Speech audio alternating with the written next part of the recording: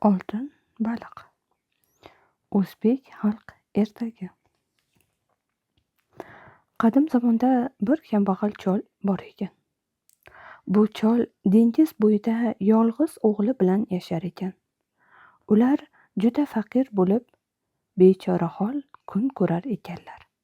Bisotlarda bitta eski qayiq va baliq ovlaydigan to'rdan bo'lak hech narsa yo'q ekan. Cholning o'g'li doim ashula aytib yurar ekan. Bir kuni baliqchi chol dengizga to'r solibdi. Birozdan so'ng to'rni suvdan ko'taribdi. Qarasa, unaqa-bunaqa baliq emas, oltin baliq emish. Buni ko'rib chol hayron bo'libdi va o'g'liga: "Bolam, sen bu ajoyib baliqqa qarab tur. Men borib bu hodisani xonga ma'lum qilay.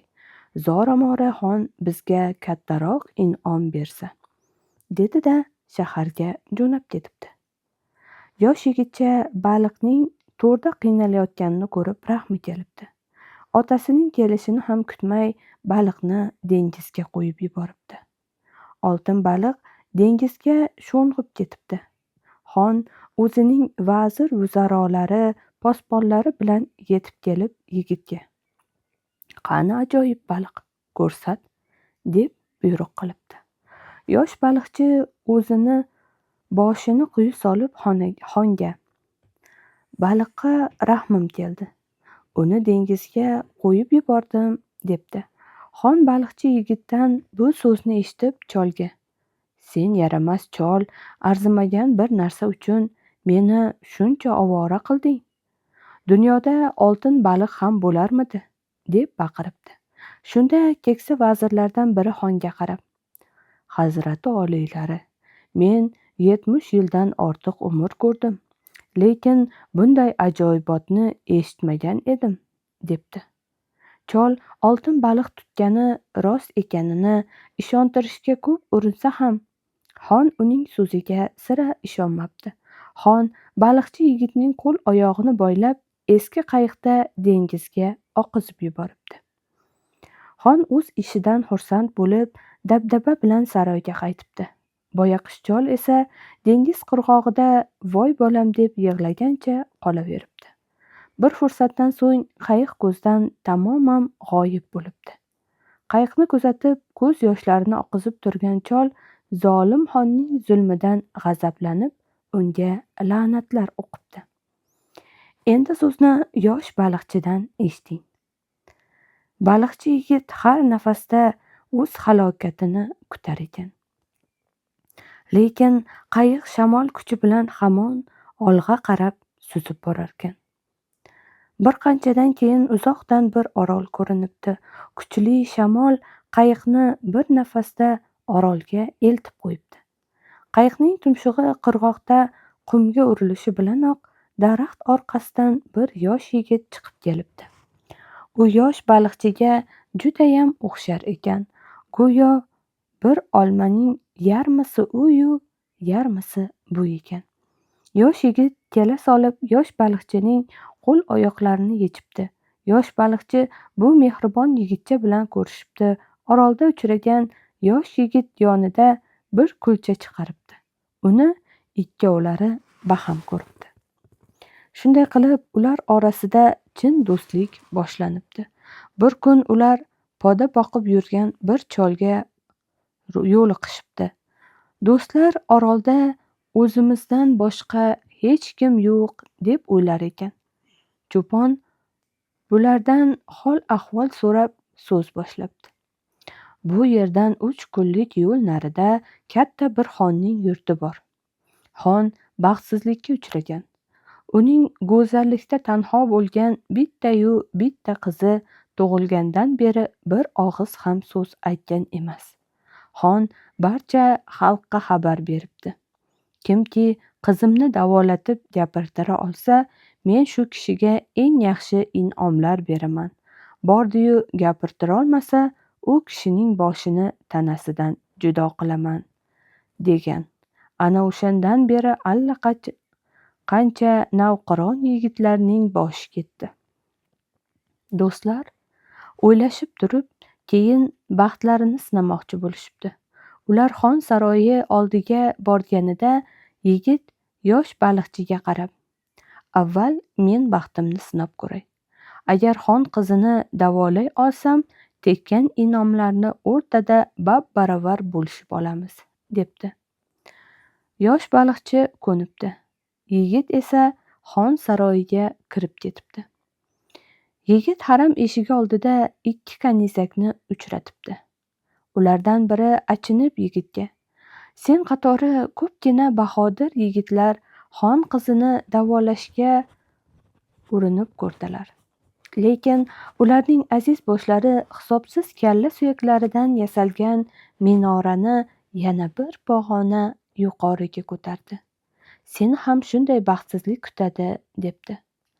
Jasur yigitni bu qo'rqinchli gap cho'chitolmabdi. U dadillik bilan haramga kiribdi. Xon qizini ko'rishi bilanoq ta'zim qilib so'z boshlabdi. "Ey go'zal malika, biz odatda 3 o'g'ilmiz. Bir kun chakalakka o'tin keskani bordik. Eng katta akamiz yog'ochni yo'nib bir go'zal qush yasadi.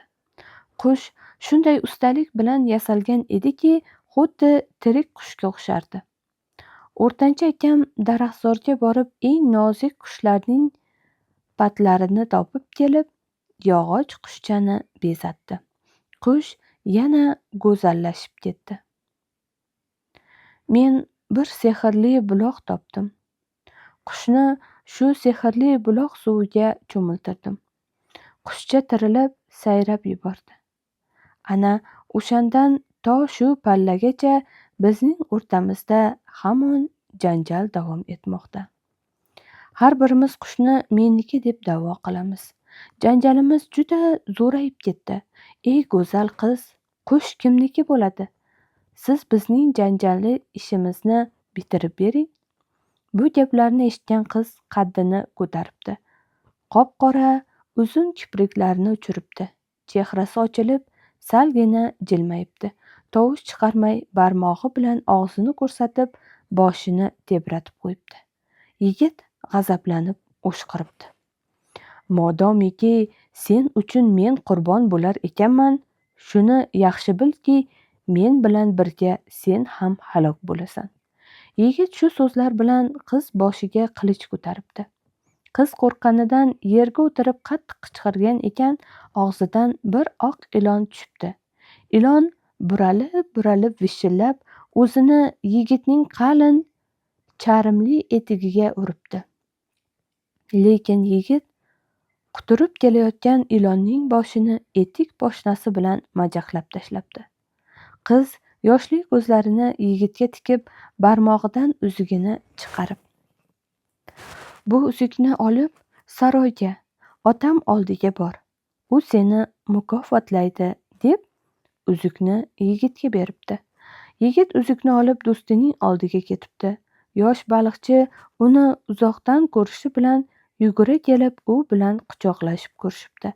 So'ngra yigit barcha voqeani do'stiga birma-bir so'zlab beribdi. U uzukni do'stiga uzata turib shunday debdi: "Endi senga sirni aytib beraman. Men o'sha o'zing rahm qilib qo'yib yuborgan oltin balig'ingman. Qirg'oqda sen aytgan ashulaning dong'i suv osti yurtiga yoyildi. Men sening ashulangni eshitish uchun dengiz qirg'og'iga yaqinroq bordim. Ovozingga mahliyo bo'lib to'rga tushganimni payqamay qoldim. Sen tufayligina tutqunlikdan qutuldim.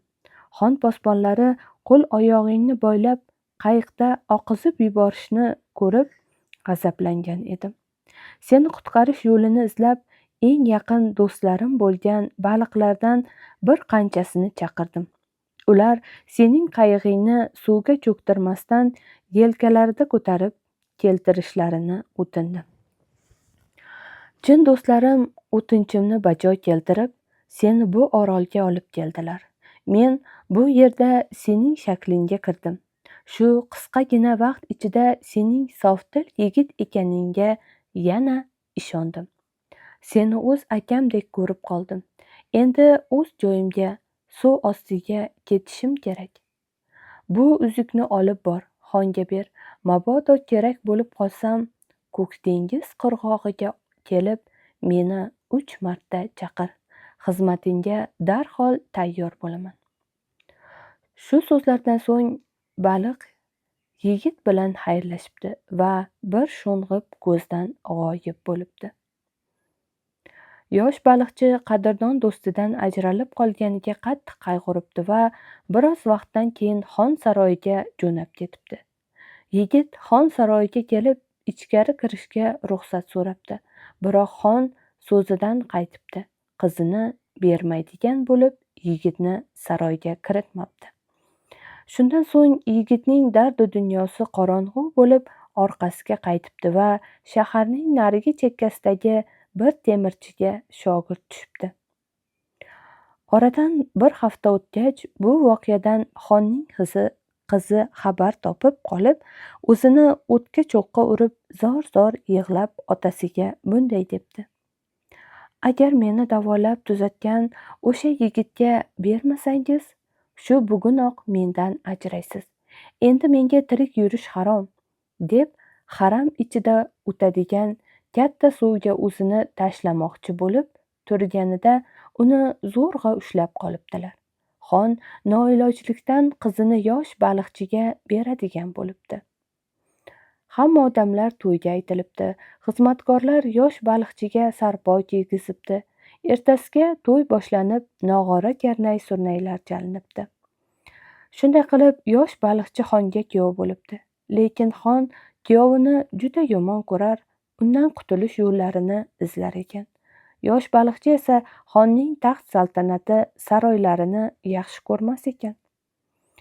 Bir kuni yosh baliqchi xafa bo'lib o'tirgan ekan, malika undan nega xafa ekanligini so'rabdi.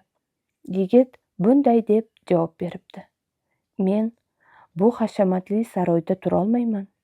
Ko'nglimga hech narsa quvontirmayapti. Yoshlik davrimni dengizning narigi tomonida o'tkazganman. U yerda jonimdan aziz baliqchi otam qolgan edi. Unga nima bo'lganini bilmayman. Agar siz otam oldiga birga ketishga ko'nsangiz, o'zimni dunyodagi eng baxtli yigit deb hisoblar edim. Lekin mening yurtimda bir kambag'al baliqchining xotini bo'lib yashaysiz. Bu saroydagi bezaklar, kanizaklar u yerda yo'q." Shunda malika eriga qarab: "Men har narsaga tayyorman, faqat siz quvonib yursangiz bas. Dengizning u tomoniga qanday o'tamiz? Bizda kema ham yo'q, kema yasaydigan usta ham yo'q", degan ekan yosh baliqchi. "Buni o'ylamasang ham bo'ladi. Hammasini o'zim to'g'irlayman. Agar ketmoqchi bo'lsang, yo'l harakatini qilaver", debdi. Shu so'zlar bilan yosh baliqchi xotinini uyga yuborib, o'zi dengiz labiga boribdi. Suvga qarab 3 marta chaqiribdi. O'sha onda oltin baliq suv yuziga chiqibdi. "Ey qadrdon do'stim, nima xizmat?" deb so'ragan ekan, yosh baliqchi javob qaytaribdi: "Yurtimni, otamni sog'indim. Dengizdan suzib o'tish uchun kema yo'q. Suzib kelgan qayig'im parcha-parcha bo'lib ketgan." Yosh baliqchi shu so'zlarni aytishi bilan oltin baliq: "Tilagingni bajaraman. Kech kirganda senga kattakon bir baliq yuboraman. U og'zini ochishi bilan darrov og'ziga kir. Ertalab uyingda bo'lasan", debdi-yu sho'ng'ib ketibdi. Kech kirishi bilan dengizda to'lqin ko'tarilibdi. Qirg'oqqa bahaybat bir baliq suzib kelibdi. Uning burnidan suv yuqoriga varillab otilib turar, dumini tinmay bilinglatar ekan. Xon qizi baliqni ko'rishi bilan juda qo'rqibdi. Yosh baliqchi xotiniga dalda berib, uni baliqning og'ziga olib kiribdi. Baliq tezda dengizda suzib ketibdi. Baliq og'zini ochibdi. Darhol er-xotin ikkovi baliq og'zidan qirg'oqqa chiqib, uyiga qarab yo'l olibdi. Birozdan keyin uyga yetishibdi. Yarim vayronaga aylangan kulbasini va uning oldida munkayib o'tirgan keksa otasini ko'rgach, baliqchi yigitning ko'zlaridan yosh chiqib ketibdi. Bora solib otasi bilan quchoqlashib ko'rishibdi. U xotinini otasiga tanitibdi.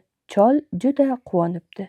Shunday qilib, baliqchining eski kulbasida uchovlari baxtli kunlarni kechira boshlashibdi.